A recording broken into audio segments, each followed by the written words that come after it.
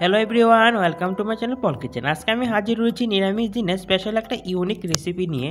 তো আজকে আমি দেখাবো কিভাবে নিরামিষ মাছের ডিমে চচ্চড়ি রান্না করলে নিমেষে এক থালা ভাত খেয়ে নেওয়া যায়। তাহলে চলুন দিয়ে নকরে শুরু করা যাক ইউনিক নিরামিষ মাছের ডিমের রেসিপিটা। আর আপনার যে রেসিপিটা ভালো লেগে থাকে অবশ্যই লাইক, কমেন্ট, শেয়ার, সাবস্ক্রাইব করে পাশে থাকা বেল আইকনটা অবশ্যই প্রেস করে দেবেন। তো মাছের ডিমটা তৈরি করতে মেইন যে জিনিসটা লাগবে এটা হলো দুধ। আমি এখানে 2 লিটারের মতো দুধ নিয়েছি। দুধটাকে প্রথম ভালো করে জাল দিয়ে নিতে হবে। এবার আমরা পনির তৈরি করার জন্য এর মধ্যে দিয়েছি পরিমাণ মতো ফিটকারি দিয়ে যখন একটু নাড়বেন, নাড়তে দেখবেন 2-3 মিনিটের মধ্যে ছানাটা কি সুন্দর তৈরি করা হয়ে গেল। দুধ থেকে ছানাটা আলাদা হয়ে গেল, জলটা আলাদা হয়ে গেল। এবার আমরা এটাকে ছেঁকে নেব একটা ছাঁকনি দিয়ে।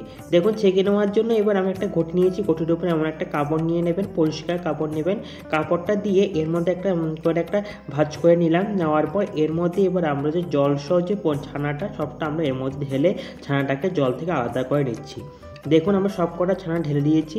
এবার দেখুন ছানাটাকে আরামসে কী করে আমরা পুটলি শেপ দিচ্ছি। এটাকে এমন করে পুটলি শেপ দিয়ে ভালো করে এমন করে ঘুরিয়ে এর থেকে যে এক্সট্রা যে জলটা আছে ওই জলটা আমরা বের করে নেব। তাহলে দেখবেন খুব সহজে এটা একটা গোল আকার ধারণ করবে। ধরুন কি সুন্দর একটা গোল আকার ধারণ করেছে পনিরটা। এবার ভিতরে আর যদি এক্সট্রা জল থাকে ওটা বেরোনোর জন্য ওটাকে আমরা একটা বাটির মধ্যে রেখে দেবো। দেখুন 2-3 মিনিট পর এবার আমরা খুলে নিচ্ছি পুটলিটা খোলার পর দেখুন ভিতরে পনিরটা কি সুন্দর হয়েছে। দেখুন পুরো ভিতরে একটা গোল গোল টাইপের পনিরটা হয়েছে, কি সুন্দর বলের মতো গোল পনিরটা হয়েছে। এবার এটাকে আমরা একটা গ্রেটার দিয়ে ভালো করে এমন করে গ্রেট করে নেব। দেখুন কি সুন্দর করে আমরা পুরো পনিরটাকে ভালো করে গ্রেট করে নিলাম। দেখুন এমন করে গ্রেটার দিয়ে ভালো করে পনিরটাকে গ্রেট করে নেবেন।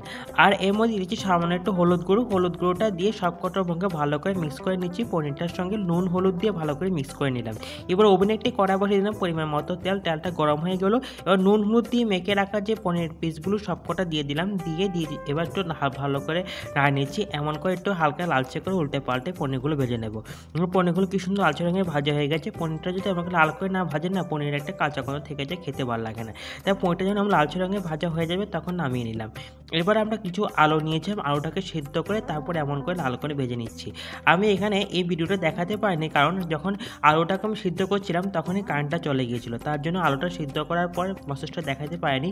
তাই আমরা আলুটা সিদ্ধ করে নিয়ে এমন করে ভালো করে সিদ্ধ করে নিয়ে লবণ হলুদ দিয়ে ভালো করে মাখিয়ে নিয়ে এমন করে তেলের মধ্যে হালকা করে ভেজে নেবে, তাহলে খেতে ভালো লাগবে। এবার ওভেনে একটা কড়াই বসিয়ে দিলাম, পরিমাণ মতো তেলটা গরম হয়ে গেল। দুটো শুকনো লঙ্কা দিচ্ছি, পরিমাণ মতো 5 ফোড়ন। তো এবার ফোড়নটাকে একটু হালকা লালচে করে ভেজে নেব। ফোড়নটা দেখুন কি সুন্দর করে লালচে করে ভাজা হয়ে গেছে। এবার আমি দিচ্ছি পরিমাণ মতো হিংটা দিয়ে একটু লালচে করে ভেজে নেবে, তা না হলে হিঙের একটা কাঁচা গন্ধ থেকে যায়। দেখুন হিংটা লালচে রঙে ভাজা হয়ে গেছে। এবার আমরা এখানে দিয়েছি 2 চামচের মতো পোস্ত বাটাটা কিন্তু হালকা লালচে করে না ভেজে নিলে পোস্তর একটা কাঁচা গন্ধ থেকে যায়, তাই পোস্তটাকে এমন করে সুন্দর করে লাল করে ভেজে নেবেন। এর দিয়েছি সামান্য একটু হলুদ গুঁড়ো।